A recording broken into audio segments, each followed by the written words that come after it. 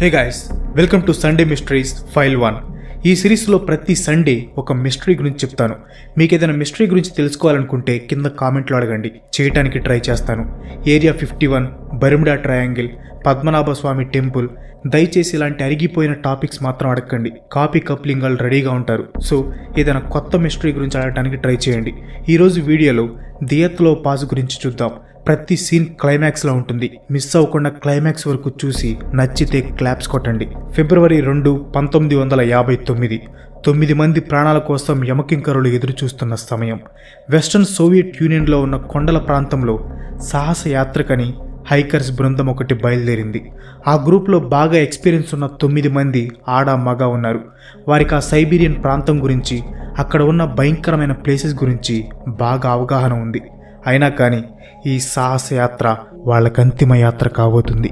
Criminal investigation జరిగిన ఎన్నో photographs ఉన్నా, ఎన్నో ఆర్టికల్స్ ఉన్నా, దాదాపు 50 సంవత్సరాల వరకు ఈ కేస్ అన్సాల్వ్డ్ మిస్టరీగానే మిగిలిపోయింది. KV Sunday mysteries presents the Dyatlov Pass. జనవరి 23, 1959 ఉదయాన్నే 10 మందితో కూడిన బృందం ఒకటి సోవియట్ యూనియన్ మధ్యలో ఉన్న ఊరల్ మౌంటైన్స్కి ప్రయాణం మొదలుపెట్టింది. ఈ గ్రూప్లో 8 మంది మగవారు, 2 ఆడవారు ఉన్నారు. ఈ గ్రూప్ లీడర్ పేరు ఈగోర్ దియాత్లోవ్. తమ గ్రూప్ డైరీలో జిరైదా కాల్మంగ్రోవా అనే వ్యక్తి చివరిసారిగా డైరీలో చివరి పదాలు రాశాడు. ఈ యాత్ర మా కోసం ఏమెదురు చూస్తుందో, ఏమైనా కఠినంగా జరగబోతుందా అని రాశాడు. నెక్స్ట్ కొన్ని రోజులు ఎలా ట్రాన్స్పోర్టేషన్ కొనసాగించాలని వారిలో వారు గొడవలు పడుతున్నారు. ఫస్ట్ బస్, తర్వాత ట్రక్, తర్వాత గుర్రం, తర్వాత గుర్రపు బండి, కానీ చివరికి కాలినడకన ప్రయాణం కొనసాగించారు. జనవరి 28న వారి బృందంలో ఒకరైన యూరీ యుడిన్ అనే వ్యక్తి తీవ్రమైన అనారోగ్యానికి గురయ్యాడు. దీంతో ఈ సాహసయాత్ర నుంచి తిరిగి ఇంటికి వెళ్ళాలి అని నిర్ణయం తీసుకున్నాడు. మిగతా సభ్యులంతా ప్లాన్ చేసిన ప్రకారం వాళ్ళ యాత్రని కొనసాగించారు. దట్టమైన మంచుతో నిండిన ప్రాంతంలో వారు ప్రయాణమవుతూ వారు చూసిందంతా డైరీస్లో, కెమెరాస్లో డాక్యుమెంటేషన్ చేస్తున్నారు. రికవర్ చేసిన ఫొటోస్, డైరీస్ ఆధారంగా వాళ్ళ యాత్ర ఊహించని సమస్యలు ఏమీ లేకుండా అనుకున్నట్లే కొనసాగింది. పెద్ద మొత్తంలో మంచు, ఎముకలు కొరికే చలి, ఉండే కొంది వెళ్ళటానికి కఠినంగా మారుతున్న దారి మరియు వాతావరణం, ఇవే అప్పటి వరకు ఉన్న సమస్యలు. కానీ ఇవి వారికి కొత్త ఏమీ కాదు. ఫిబ్రవరి 1న డెడ్ మౌంటైన్ అని పిలువబడే పర్వతం దగ్గరికి చేరుకున్నారు. పగలంతా ఆ పర్వతం ఎక్కారు. ఇంకో 10 మీటర్ల తర్వాత క్యాంప్ సెట్ చేద్దామని డిసైడ్ అయ్యారు. కెమెరాస్ నుండి రికవర్ చేయబడిన కొన్ని చివరి ఫొటోస్ ఇవి. చివరిగా వాళ్ళు రాసిన పదాలు: మానవ జీవనంకి 100 కిలోమీటర్ల దూరంలో ఈలలా వీస్తున్న గాలిలో కొండ శిఖరం మీద ఎంత సౌకర్యంగా ఊహించటం చాలా కష్టం. కొన్ని వారాల తర్వాత గ్రూప్లో ఉన్న వారి ఫ్యామిలీ మెంబర్స్, ఫ్రెండ్స్ ఆందోళన చెందటం మొదలుపెట్టారు. ఇగ్నోర్ నుండి కానీ, అతని గ్రూప్ మెంబర్స్ నుండి కానీ ఎలాంటి కమ్యూనికేషన్ లేదు. చివరికి వాళ్ళని కనిపెట్టడానికి కొంతమంది వాలంటీర్స్ బయలుదేరారు. ఫిబ్రవరి 26న మొత్తం మీద పర్వతం మీద వాళ్ళు సెటప్ చేసిన క్యాంప్ని కనుగొన్నారు. ఆ క్యాంప్ చూడగానే ఇక్కడేదో దారుణమైన సంఘటన జరిగిందని ఎవరికైనా అనిపిస్తుంది. ఆ టెంట్ అంతా చిందరవందరగా ఉంది. లైట్గా మంచుతో కప్పబడి ఉంది. టెంట్ లోపల హైకర్స్కి చెందిన వస్తువులు, ఎక్విప్మెంట్స్ అన్ని క్రమబద్ధంగా ఎలా పెట్టినవి అలా నీట్గానే ఉన్నాయి. కానీ టెంట్ని మాత్రం కత్తితో కోసి ఓపెన్ చేసినట్లు ఉంది. అది కూడా లోపల వైపు నుండి కోసినట్లు ఉంది. తర్వాత రోజు కొన్ని కాలిముద్రల ఆధారంగా పర్వతం నుండి పక్కన ఉన్న అడవి లాంటి ప్రాంతం వైపు వాలంటీర్స్ యొక్క అన్వేషణ కొనసాగింది. ఆ మంచులో ఉన్న కాలిముద్రలను చూస్తే వాళ్ళు కంగారుతో పరుగులు తీసినట్లు లేదు. నిదానంగా మామూలుగా నడిచినట్లు ఉంది. టెంట్ నుండి 1/2 కిలోమీటర్ వరకు ఆ కాలిముద్రలు ఉన్నాయి. ఆ తర్వాత అంతా మంచుతో కప్పబడి ఉంది. వాలంటీర్స్ అదే డైరెక్షన్లో వెళ్ళటం మొదలుపెట్టారు. అక్కడ కొండకి అంచు భాగంలో ఒక చెట్టు కింద క్యాంప్ ఫైర్ వేసినట్లు ఉంది. దాని పక్కనే మంచులో గెడ్డ కట్టిన 2 శవాలు ఉన్నాయి. ఆ శవాలు యూరీ డోరోషింకో, యూరీ క్రివానిషింకోవి. ఈ 2 శవాలకి ఒంటి మీద బట్టలు లేవు, షూస్ లేవు, కేవలం అండర్వేర్స్ మాత్రమే ఉన్నాయి. వాళ్ళు చనిపోయిన టైంకి అక్కడ టెంపరేచర్ దాదాపు -30 డిగ్రీస్ వరకు ఉండొచ్చు. ఆ సీడర్ ట్రీని ఎవరో ఎక్కటానికి ప్రయత్నించినట్లు గుర్తులు ఉన్నాయి.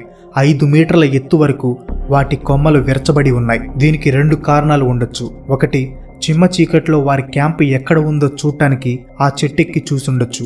లేదా ఎవరికైనా దేనికైనా కనిపించకుండా దాక్కోడానికైనా అయి ఉండొచ్చు. తర్వాత 3 హైకర్స్ బాడీస్ టెంట్కి, ట్రీస్కి మధ్య కొంత మంచులో కప్పబడి ఉన్నాయి. ముందు డెడ్ బాడీస్తో పోల్చుకుంటే ఈ డెడ్ బాడీస్ మీద కొంచెం బట్టలు ఉన్నాయి, మరీ ఫుల్గా కాదు, కానీ ముందు వాటితో పోల్చుకుంటే పర్వాలేదు. వీరికి కూడా బూట్స్, గ్లోవ్స్, టోపీలు ఏమీ లేవు. వారందరూ టెంట్ వైపు తిరిగి ఉన్నట్లు ఉంది. చనిపోయే సమయంలో టెంట్ వైపు వెళ్ళటానికి ప్రయత్నించినట్లు ఉంది. వాళ్ళ 5గురు హైపోథెర్మియా వల్ల చనిపోయారు. హైపోథెర్మియా అంటే శరీరానికి తగిన వేడి అందక చలి వల్ల చనిపోవటం. ఈ 5గురిలో 4 చనిపోయేటప్పుడు భయంకరమైన మత్తులో ఉన్నారు. చివరి 4 హైకర్స్ చిన్న కొండ కింద 3 మీటర్ల ఎత్తు ఉన్న మంచులో ఇరుక్కుపోయి ఉన్నారు. చెట్టుకి 75 మీటర్ల దూరంలో టెంట్కి ఆపోజిట్ డైరెక్షన్లో ఉన్నారు. వీరిలో 3 భయంకరమైన విధంగా గాయపరచబడ్డారు. ఒకరికి పుర్రె పగిలిపోయింది, 2కి పక్కటెముకలు విరిగిపోయాయి, విపరీతంగా ఇంటర్నల్ బ్లీడింగ్ అయింది. వారికి మెడికల్ పరీక్షలు చేసిన డాక్టర్ చెప్పిన దాని ప్రకారం ఏదైనా ఎత్తు నుండి పడటం వల్ల తగిలిన దెబ్బలు అయ్యుండొచ్చు. సేమ్ కార్ యాక్సిడెంట్తో కంపేర్ చేశాడు. 2కి కళ్ళ గుడ్లు పీకేశారు. ఒక యువతికి నాలిక పీకేసి ఉంది. చివరి 4కి ముక్కు విరిగిపోయింది, మెడకాయ వంకరగా అయిపోయింది. కానీ వాళ్ళు చనిపోయింది మాత్రం హైపోథెర్మియా వల్లనే. అంతు చిక్కని విషయం ఏంటంటే 3 బట్టలు రేడియో యాక్టివ్గా ఉన్నాయి. మే 28న ఈ క్రిమినల్ కేసుని డిస్కంటిన్యూ చేశారు. ఈ కేసుకి చాలా అస్పష్టమైన కంక్లూజన్ ఇచ్చారు. అసలు రిపోర్ట్స్లో ఎలాంటి స్పష్టత లేదు, చాలా సింపుల్గా ఉంది. ఇన్వెస్టిగేషన్ హెడ్ ఫైనల్ రిపోర్ట్స్లో ఏం రాశాడంటే ఈ మరణానికి కారణం ఒక అంతు చిక్కని బలమైన ఫోర్స్, ఆ ఫోర్స్ని హైకర్స్ అధిగమించలేకపోయారు అని రాసుంది.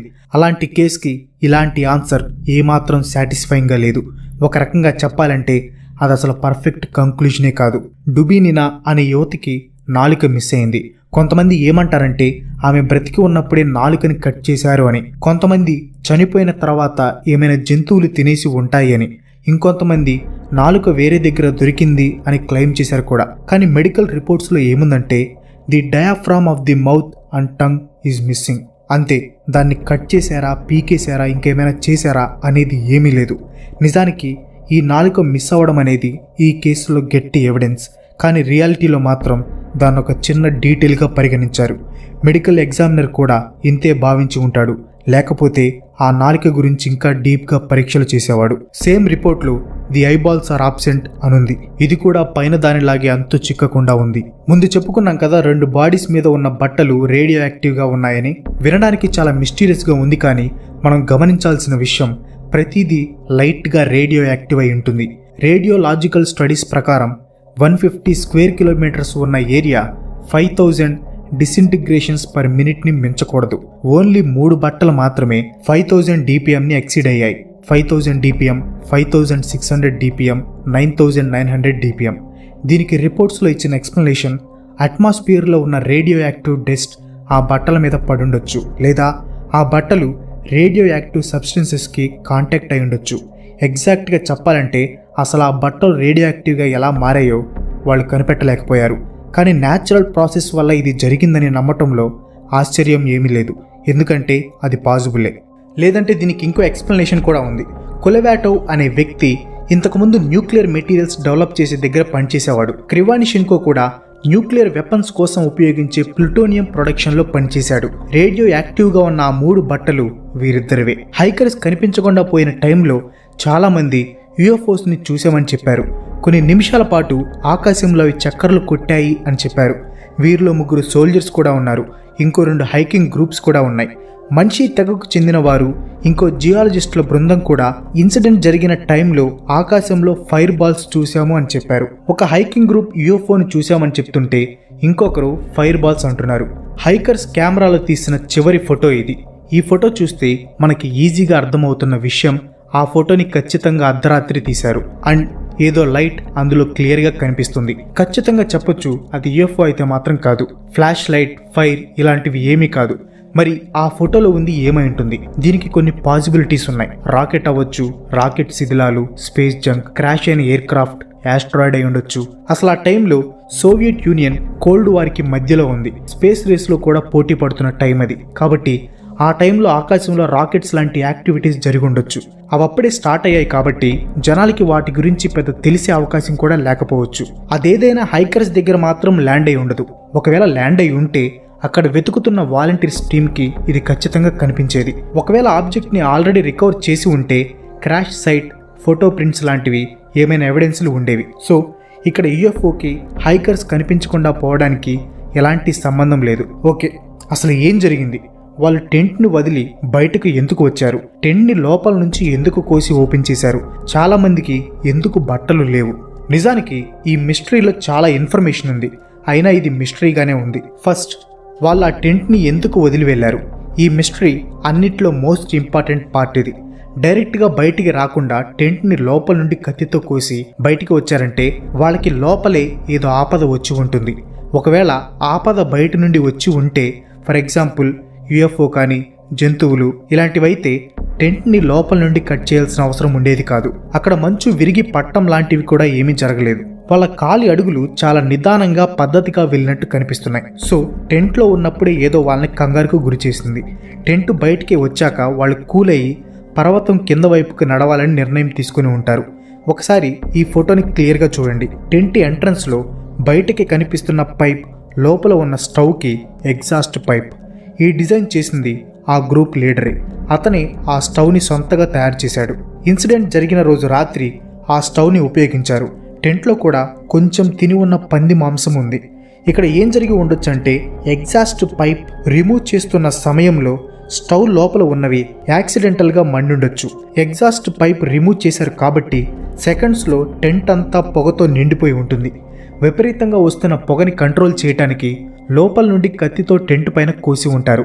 అది వర్క్ అయిపోయేసరికి ఊపిరి తీసుకోవటం చాలా కష్టంగా ఉండేసరికి టెంట్కి సైడ్ని కట్ చేసి ఓపెన్ చేసి అందరూ కంగారుగా బయటికి వచ్చుంటారు. ఈ థియరీని సపోర్ట్ చేయడానికి ఇంకా ఎవిడెన్స్లు కూడా ఉన్నాయి.